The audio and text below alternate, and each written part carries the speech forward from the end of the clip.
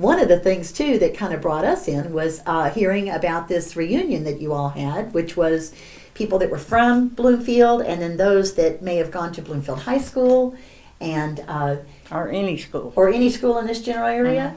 And then I know we've got there's evidently a DVD related around. Tell me a little bit about the DVD that's out there. The DVD that's available that was shown at the event for these people that are 75 years and older, Okay. was really a breakdown of our historical Bloomfield page, just because so many of that generation cannot get on the computer, and if they are on, they really don't know how to navigate the pictures. Right. So we we could only put about 400 pictures on this first DVD, so they could see it at the event. Very And the event was cool. held last May, and it was so well received by that generation, and many tears were shed that day that I became determined to have it every year, and it will be held every year in their honor, Perfect. free of charge, only just for them. Is it a specific time or month? It's going to be always the Saturday after Derby at noon with a Okay. lunch, Okay. and for them to just be with one another. Well, and Mary Lou, in our paper, we'll make sure when we get around to that date, because needless to say, we're filming a little bit before that we'll make sure that people are aware within the Marion, Nelson, Washington, and Bullitt County areas, because some have probably moved out a little bit and spread the word and let everybody know that this is available for them, because that would be a great opportunity to film maybe your second one. I would love for you all to come that day. That would be cool. It's really special. And then I did want to talk just real quickly about this one book that I understand is no longer in print. I did see it was already has had a second printing, which there are a few copies still down at the drugstore at Snyder's, you say maybe? I believe someone in the room told me that a while ago. But this one is available here in the Not for taking out of the no, room. no, It's available yeah, only just to read, use here. to look at while you're here. But it's recipes and remembrances, and it's full of photography and stories. But one of the things that I thought was great, well, look at there, I turned to Mary Lou's meatloaf. Is that you? Yes, but I can't take credit for that. Okay. Full of great recipes and stories and pictures. And do you remember? Have you heard? Did you know? Banana croquettes. Yeah, I've been told that banana croquettes, I think I started here. But it's a great reference piece as well. And, you know, a lot of times just recipes will help you kind of center yourself on a town and know a little bit about it too. I think it's great that you've all got a copy. So, yeah, if there's just a few left, some people may want to go out there and try to nab one real quick. Speaking of recipes in this book, there was once a gold diner here that was famous for, all the older people remember how wonderful the cooking was there. And some of those recipes are in this book. Oh, that's from great. the gold diner that no longer exists. That's great. Well, we've touched on a little bit of the history of the house. We've touched on a lot of influx of people from outside moving in. We'll touch on more throughout this program. But I did want to touch on some of the festivals that Bloomfield's been known for. And I do know you've had a number of them. The Tobacco Festival is probably the one that people remember the most. Tell us a little bit about, you know, some of those activities that have gone on here in the area as well, and maybe what may hold for the future. I know that I participated in a brand new one, which was it was a bark fest where everybody brought out their animals. I had a blast, and my dog did too. And it enlightened me. I had been up that road towards Fairfield 1,000 times, but I had never really ventured up that hill. And when I ventured up the hill and actually went to your park there, I was stunned at how Isn't it beautiful? beautiful it is. Wonderful. Fabulous place for families to have photographs done by the pond. I thought a great place for a family reunion. The facilities, you could tell, had not been cleaned up just because we were having the Bark Fest there. This place is being taken care of and is quite a nice location. And I know that we'll probably film that a little later. Good. But I know that you've got people that are, you know, thinking about new things to do, but I did want to touch on some of the older. I remember Tobacco Festival when I first moved to Bardstown, which would have been in 92 or 93.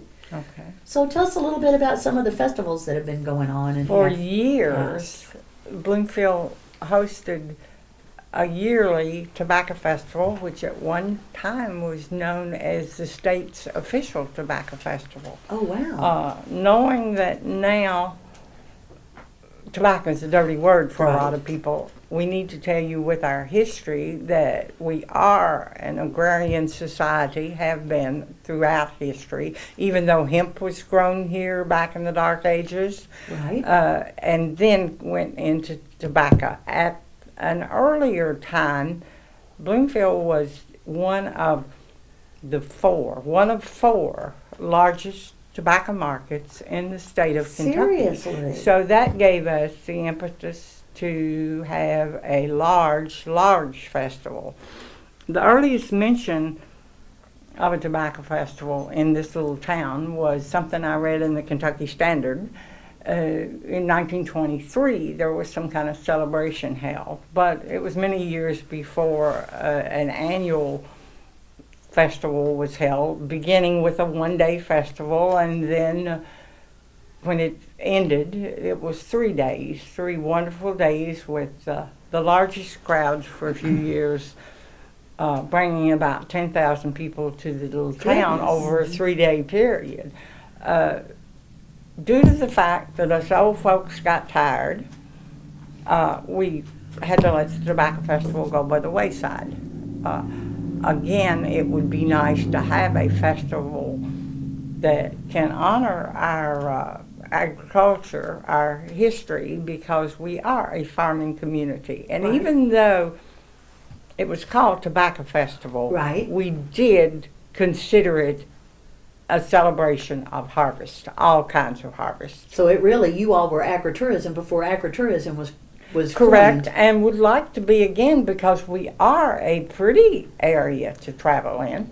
One of the things that, when you talk about agritourism, it may not be tobacco now, but the Golden Leaf project that they've had, helping farmers who were in tobacco shift to other things. Correct. One of the things has been these wineries. Correct. And you've got 2 in your area, one's Chuckleberry and the other one's Spring Hill Correct. Winery, who both maybe don't have festivals, but they have activities because they have events and things of that nature at both properties. I know LaDonna Miller and her husband are, LaDonna Hall rather, and her husband are have built a facility there for events that's soon to be opened, I think. But Eddie with his murder mysteries and his open air concerts, and both of them do their tastings. Maybe that's going to be a wave of the future. Might be more of a wine fest kind of thing, between the two of them, because they're both very go-getter type people, and that kind of keeps you in that agritourism aspects as well, which we'll definitely hit back on come fall, I know. But both being on their way 2 different directions into town, you pass one or the other on the way in or on the way out, either way. During the Civil War, all the young men joined the Confederacy. That is of interest to everyone, I think. Was it a large populated town at that time? Well, somewhat similar as it is today. Not much Okay. different. So there is a great deal of Civil War history in this reference area as well? Correct. I didn't know that, Dr. Hendren, that they all did. They There all weren't did. some on the fence. They all. Nope, they all did. Okay. All Well, Confederate. A group of the young men in this area were the first people to arrive at a camp that's between Bloomfield and Bardstown. There's a historical marker on the side of 62 that leads back into a place called Camp Charity. Camp Charity is where John Hunt Morgan came from Lexington on his way to the southern part of the state, recruiting soldiers who had been in the Home Guard, wasn't it?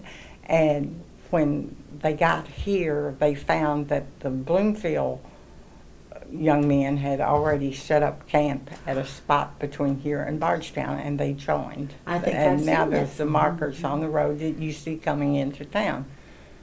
So Her great-grandfather and my great-grandfather were in the same, the Orphan Brigade. Yeah, same company as well. Both officers Oh, wow. in the same company. So you come from leaders. And now we brought another one I think they were on. the only Well, I Caucasians had a in the- great-great-grandfather was Dr. Joshua Gore that they wanted to hang for treating somebody. That was on, he was on the wrong side. Remember that story? Well, and this whole area housed hospital-wise. I know I lived in Spalding Hall for 11 years, and they had Union on one floor and Confederate on the other, and there's bullet holes in the building from where they tried to shoot each other every now and then when they were in the hospital. So, Well, yeah. Am I wrong? Didn't one of these books say that there were probably 4 Union sympathizers in the town? I was talking about the young man that I was Joined speaking up. more Thought. of. But I don't Yeah, think there there, was, were really many Union sympathizers. One was at all. the, I think they were going to burn the town at one time, and one of the, these men talked him out of doing it. I can't think of his name, but he was a very prominent businessman. Purdy? No, it wasn't. No, Purdy was one of the young men that joined the Oh, Confederacy. oh, he was one of the young ones, and it was an older one What that. was his name? He was. I think it was a grocer down at the. Down on the corner there, where the grocery used to be, but I can't think of it. Well, thank God he didn't do it. I come from Atlanta. We know about that burning. A lot of the young men that had gone to Missouri had families in this area when they had the border wars in Missouri. A lot of the homes were burned in Lee Summit, Missouri, near Kansas City. A lot of those people were related to people in Bloomfield because they had just recently moved out there. I think it had a lot to do with that too, and there was a lot of hard feeling toward the Union sympathizers. Like the people from Kansas would come across the border into Kansas City, burn the homes, like I know of 2 homes of families that were burned that had recently moved out to Missouri, to Lee Summit, Missouri, that lived in this area that people spoke of often, and had to move back here during the war, and had to move back to Bloomfield. That makes until the war was over, lot and of then moved sense. back. And the Jayhawkers, I think is what they called them, came over the border and burned the homes because they were Confederate sympathizers as well. Well, I've certainly enjoyed my visit with you all, and I mean, we could go on for days on this, but we really just want to encourage our listeners and viewers to come and find out about the Bemis House and the history and the reference material that's here, and come and spend the day, have lunch, do some shopping, because it's all available here,